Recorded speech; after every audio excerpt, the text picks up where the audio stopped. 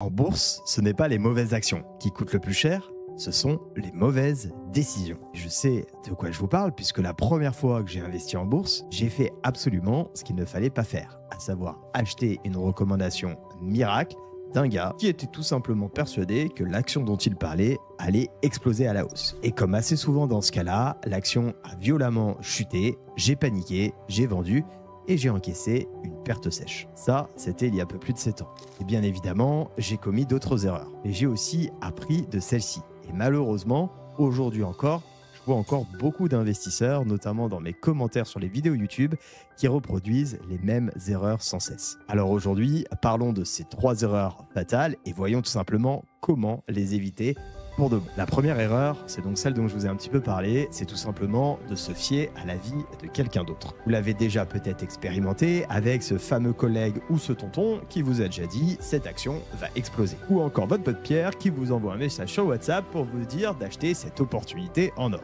Alors la problématique derrière ça, c'est pas forcément d'acheter l'action en elle-même, c'est de ne pas savoir ce qu'on achète. Et la plupart du temps, il se passe ce que j'ai vécu, c'est-à-dire que l'action peut se mettre à baisser, en tout cas on s'y était pas préparé, c'est la panique, on vend, on encaisse notre perte. Et la problématique de tout ça aussi, c'est qu'on n'apprend rien.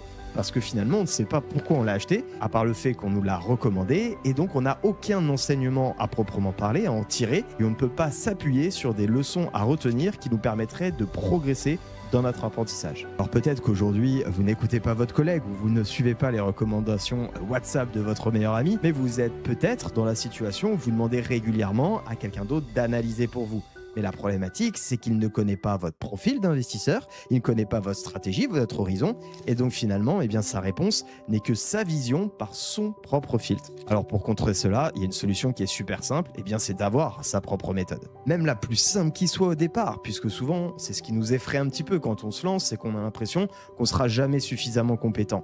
Restez simple sur des outils très pratiques, et c'est d'ailleurs ce que je fais toujours dans mon approche après 7 ans sur les marchés financiers, puisque je reste convaincu que ce soit dans l'investissement ou dans le trading, que les choses les plus simples sont les plus efficaces. Pour cela, commencez simplement avec 2 à 3 critères de base. La première question que je peux vous inviter à vous poser, c'est est-ce que vous comprenez le business de l'entreprise, son produit, son service? Est-ce que vous comprenez comment elle fait de l'argent? Est-ce que ça vous paraît simple? C'est hyper important parce que si jamais à un moment donné on a effectivement des turbulences sur le titre, il faudra vous rattacher à ce que vous maîtrisez, à ce que vous connaissez et savoir si ça vaut toujours le coup.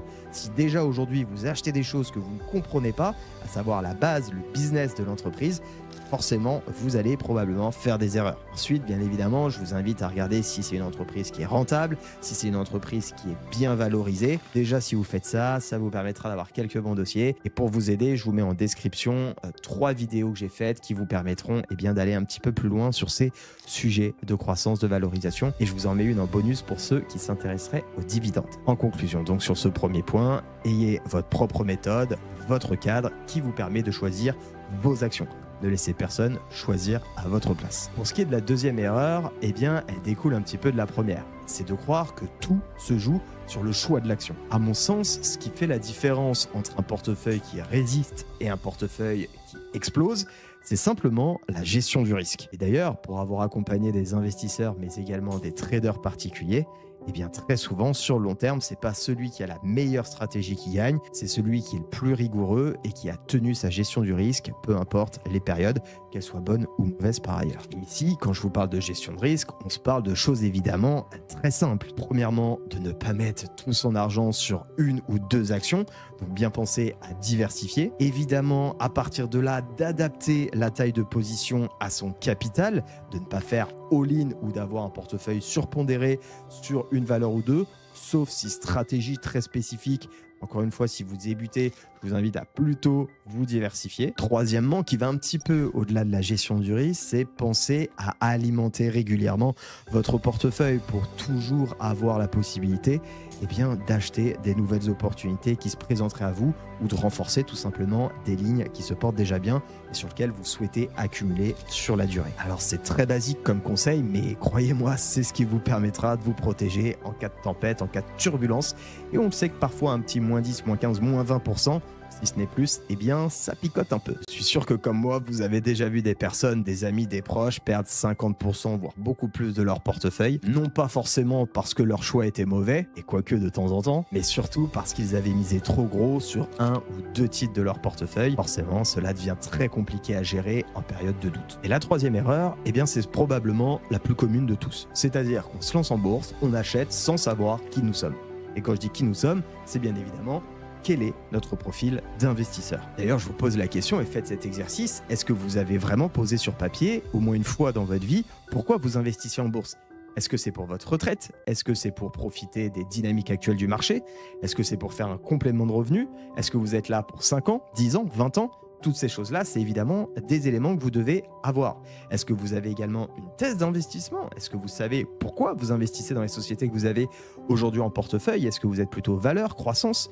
Bref, tout ça, bien évidemment, c'est des choses auxquelles il faut avoir réfléchi et cela se fait en définissant son profil d'investisseur puisque c'est à partir de ces critères qu'on va établir une stratégie et donc définir les critères de sélection de nos actions. Alors généralement, c'est là que beaucoup d'investisseurs débutants bloquent. Parce que théoriquement, je pense qu'on est d'accord pour se le dire, ces 3 points, il n'y a rien de bien compliqué. Ne pas suivre tous les tuyaux, gérer son risque et se connaître et donc avoir son plan et son profil d'investisseur, ça paraît assez évident en soi. Mais dans la pratique, quand il s'agit de structurer un portefeuille, de choisir les bonnes actions en fonction de soi, ou encore de gérer ses émotions, on se retrouve assez souvent seul, d'où le fait d'ailleurs qu'on voit beaucoup de personnes demander « Qu'est-ce que tu penses de ce titre? Dois-je acheter ou dois-je vendre l'action que j'ai en portefeuille ?»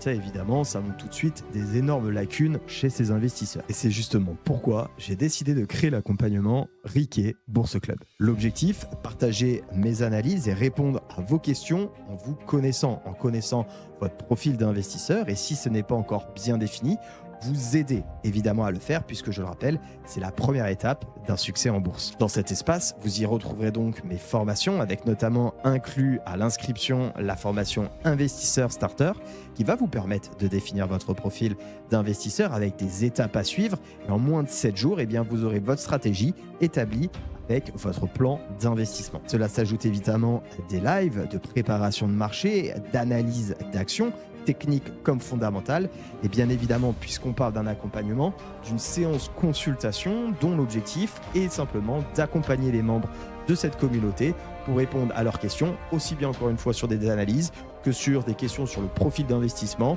que des questions sur l'utilisation d'outils, par exemple. Et puis évidemment, mes analyses, mes alertes sur des portefeuilles thématiques, puisqu'on verra, on aura à la fois des alertes techniques, mais aussi fondamentales, en fonction de différents critères, la valorisation, les dividendes, la croissance, et je vous expliquerai évidemment à chaque fois la raison du pourquoi. Sans oublier évidemment que vous allez rejoindre ici une communauté d'investisseurs pour ne plus jamais être seul. Je serai là, bien évidemment, pour répondre à vos questions, mais on va aussi profiter de la synergie, du dynamisme et du partage des membres. Et c'est comme ça qu'on arrive aussi à trouver les meilleures opportunités. Les inscriptions ouvriront ce dimanche 14 septembre à 10 h. Il y aura évidemment une offre de lancement pour les premiers arrivants. Donc si vous ne voulez pas louper le lancement, pour être sûr, soit vous me suivez sur Telegram, soit vous pouvez aussi vous procurer ma formation offerte qui vous permettra d'avoir le mail également de lancement. Simplement une formation offerte à date. Vous pouvez en profiter, ça vous permettra d'avoir déjà des bases solides. Alors si vous voulez arrêter de faire partie de ceux qui sont toujours en difficulté, qui demandent toujours des conseils et des avis et que vous avez enfin envie de prendre votre portefeuille boursier en main, eh bien je vous donne rendez-vous à 10 h ce dimanche pour le lancement. D'ailleurs, le premier live aura lieu dès lundi. En attendant, retournons tous ensemble bien une chose. En bourse, ce n'est pas celui qui court le plus vite qui gagne, c'est celui qui avance avec un vrai plan, pas à pas, et ce, sur le long terme. On se retrouve dimanche à 10 h. D'ici là, bons investissements.